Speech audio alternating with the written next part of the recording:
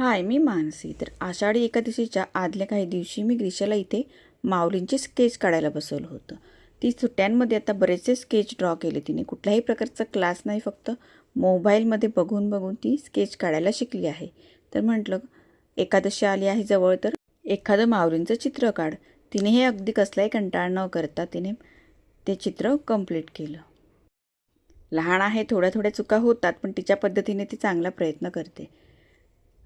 तिचे पप्पा फ्रेंड्ससोबत तिरुपती दर्शनाला 3-4 दिवस चालले होते. तर मग आम्ही पण ठरवलं, चला 2-3 दिवस आपण आईकडे जाऊयात म्हणून. मग आम्ही माझ्या आईकडे गेलो आणि ते तिरुपतीला गेले. एकादशी आणि दुप्पट खाशी असा प्रकार. सकाळच्या नाश्त्याला साबुदाणे वडा, बटाट्याची उसळ, उकडलेले रताळे.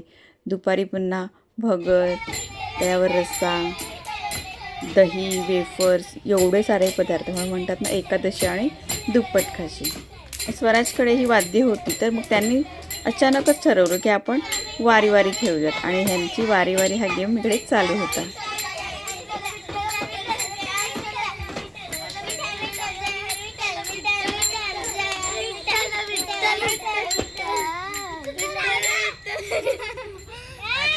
ती शाणी बघ, पाया पडाली बघ.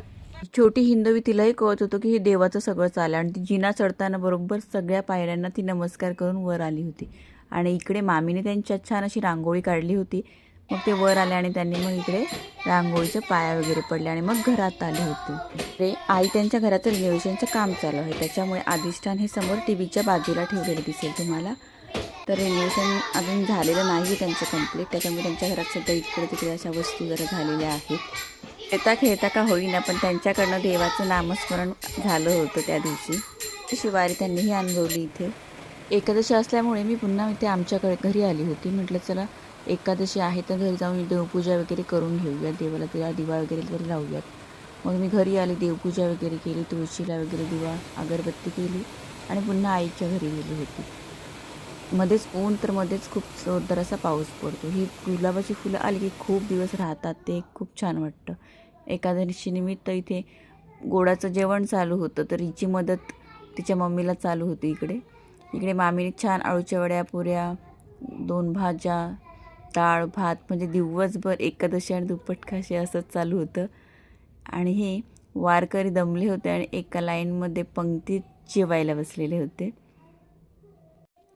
मोठे झाल्यावर याच आठवणी असतात मामाच्या घरी केलेला दंगा, मस्ती. मग रात्र झाल्यावर पुन्हा ते गाद्या पसरल्यावर पुन्हा उड्या. म्हणजे 1 मिनटंही जागेवर ही शांत दिसणार नाहीत मुलं, इतकी दंगा मस्ती चालू असते यांची.